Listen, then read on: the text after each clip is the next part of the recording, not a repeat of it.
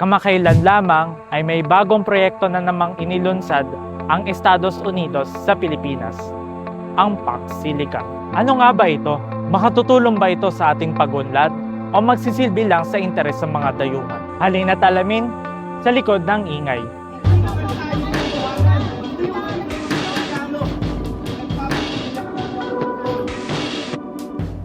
Ang PAX Silica ay isang proyektong pinangungunahan ng Estados Unidos dito sa Pilipinas para makapag-produce ng supply chain para sa artificial intelligence, semiconductors, at makapag-extract ng raw materials na kinakailangan sa mga ito. Kasi ang hinihingi ng US is economic security and immunity. Ibig sabihin, di tayo makakapasok doon, kung ano man ang mangyari doon, talagang pag-aari na nila. At alam naman natin anong naging epekto nito sa mga katutubo. Sila yung naging target practice, di ba?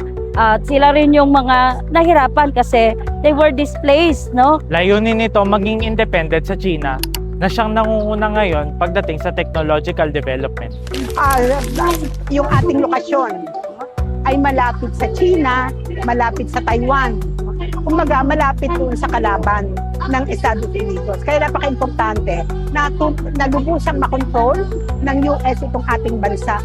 Para maisagawa ito, magtatayo ng AI Technological Hub na sakop ang 1,618 hectare Economic Security Zone sa New Clark City sa Tarlac. Ang mga pinakabago itong sa PAX Silica, saka Economic Security Zone, na magbibigay daan naman sa matinding plunder o pandarambong ng ating likas yaman, particularly yung ating minerals.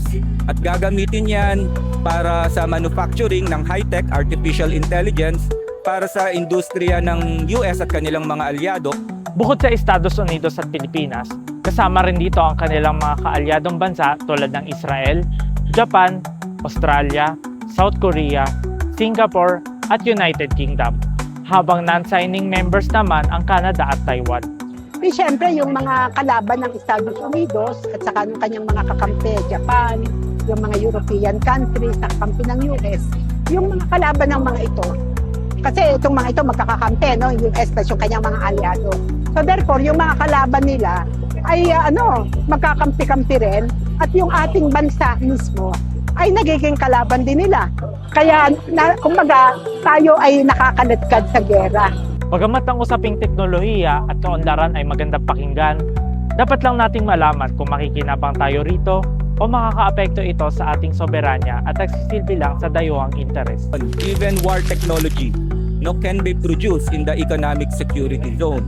Kaya patong-patong na, may military bases na dito, may US troops, meron silang missile system, at may itatayo pa silang military industrial base, yung kanilang war production ay gagawin na rin nila dito. Kaya yung buong bansa natin ay isang malaking kolonya ng Estados Unidos ngayon.